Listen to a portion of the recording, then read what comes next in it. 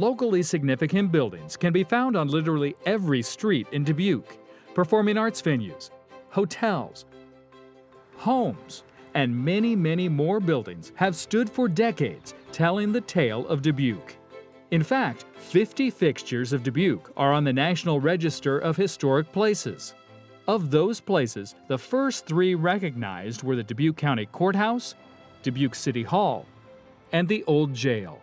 Three buildings that have stood for over a century and together tell an interesting story of Dubuque then and now.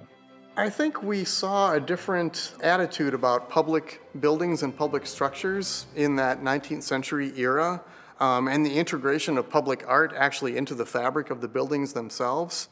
Building institutions like schools, courthouses, jails, city halls, libraries, these sorts of things in that era were very much meant to look like they were of the ages. These were going to be permanent structures with big, thick walls, with historic ornament that looked like something that we're building as a legacy for future generations. For Dubuque's trio of municipal staples, their origins stretch over a 50-year period.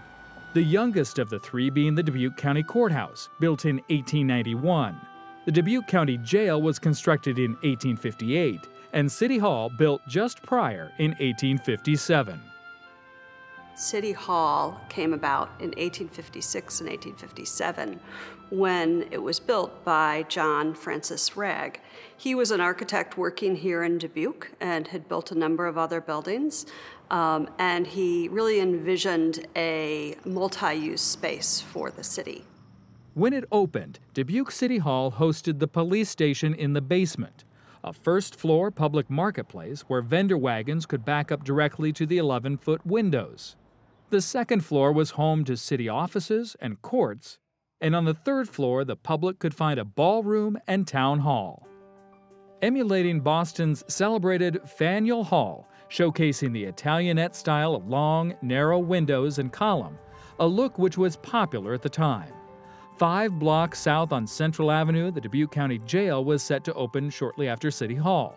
With 100 years of jailing service in front of it, the jail was employing an entirely different and unique look. Most noteworthy characteristic is its architectural style. It is an Egyptian revival building, which is extremely unusual. Most times we think about revival styles as Greek and Roman, which is an interesting tie into some Victorian notions about redemption. The afterlife was such a big part of Egyptian mythology and Egyptian religion, and some of that carried through into jail and prison architecture in the Victorian era, thinking about the redemption of the prisoners and things that were inside. From the Civil War into the Vietnam War, thousands of prisoners were shuffled in and out of these cramped cells. With the cellar cells reserved for the worst offenders, the main cell block was far from luxurious. Most of these cells had anywhere from 2 to 4 prisoners in them. They used two double bunks or single double bunks in there. No restroom facilities in the room, so it was basically chamber pots and that sort of thing. They had shower area and then bathroom facilities located at one end. Originally, that was where all the Confederate prisoners were kept, was down in what we call the catacombs, and it's definitely a catacombs. And then after the Civil War was over, they used it for recalcitrant prisoners, ones that would need isolation. It's a little scary down there.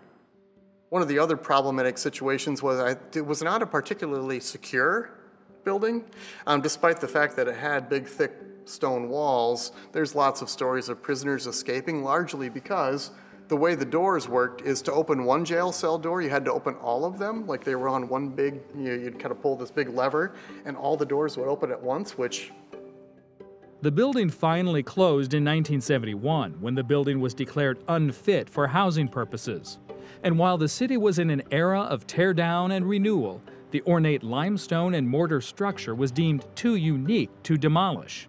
Unlike City Hall, which has been virtually gutted and refashioned to provide a modern workspace, the county has embraced the rough edges of the old jail, housing various county services throughout its structure, all the while maintaining interior nods to its architectural style and history.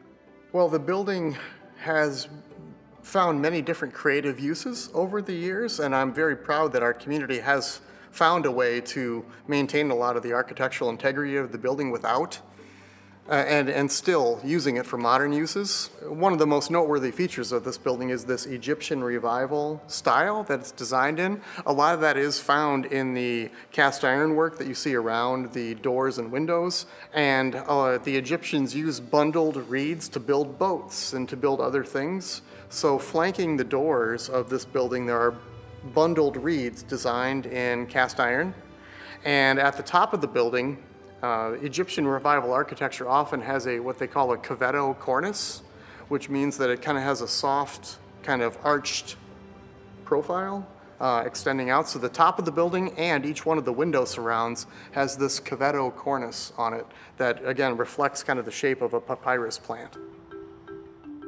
While the exterior of City Hall remains and the structure and style of the old jail remain, of the three structures, only the Dubuque County Courthouse is still being used for its intended purpose while retaining most of its initial architectural integrity. So the Dubuque County Courthouse building was built between 1891 and 1893. The architect was Fridolin Heer and Sons. Fridolin Heer was a pretty well-known local architect. In a lot of the literature about the courthouse, they call it a Beaux-Arts style. It also has elements of what we would call Romanesque architecture, with lots of arches, with lots of thick, rusticated stone. And I would even say that some elements of the courthouse look more like Queen Anne from that Victorian era. The polychromatic styles that we see, where you've got dark brick contrasted with light stone. This building was built before the real blossoming of that Beaux-Arts style, and I think that's why we see kind of a mixture of styles on the courthouse. One distinct difference between the courthouse and the jail or City Hall is it is not original. The first county courthouse was connected to the jail and eventually demolished in the late 1800s due to the need for more space. The current City Hall has stood as the hub of all county services for more than a century. In fact, it still houses hard copy documents and records that predate the structure itself. You've got the county treasurer, the recorder's office there, the auditor's office is there, the court system itself, the number of people that, like I said, it brings in. We can have range from, a couple of hundred in a few days to, near the end of the month or the end of tax season months. We have 1,200 people come through here in a day. Square footage is about 55,000 square feet in the building that we use for office space and things like that right now. No physical additions to the exterior of the building. Interior of the building, they got rid of the galleries. Used to be those multi-story galleries that overlooked the courtrooms because court was entertainment at the time. So they did those so they can make, add office space to the building. Well, and much credit goes to the Dubuque County Board of Supervisors and for Chris for really investing in preserving a lot of the interior details. A lot of the original millwork on the doors and the window trim and those sorts of things are still in place. Doorknobs, a lot of those interior details are still intact. The courtrooms and things themselves also have a lot of like the original benches where the judge sits and the witness boxes and the jury boxes and things are very much original. While icons of the community today, all three of Dubuque's municipal staples were at several points in their history in trouble of being demolished. In 1964, the City Hall belfry had deteriorated and was deconstructed. The jail was closed shortly a few years later. And oddly enough, plans for urban renewal and clearing out decaying buildings actually saved the courthouse from an untimely demise. And interestingly, the courthouse was in an urban renewal district and was slated for demolition during a 1965 plan. And some of the buildings, like across the street where the law enforcement center is right now, those buildings, there were historic buildings there that were torn down. And some people have identified the removal of a lot of the buildings around the courthouse as one of the reasons that it got saved, because people could now see it more prominently, like, wow, the courthouse is still standing there. It's really this beacon and this icon of downtown. Together, the jail, City Hall, and the courthouse are prime examples of how retaining aging treasures can turn relics into icons. The best way to preserve buildings is to continue to use them. And we're very happy that we continue to use City Hall for its original purposes.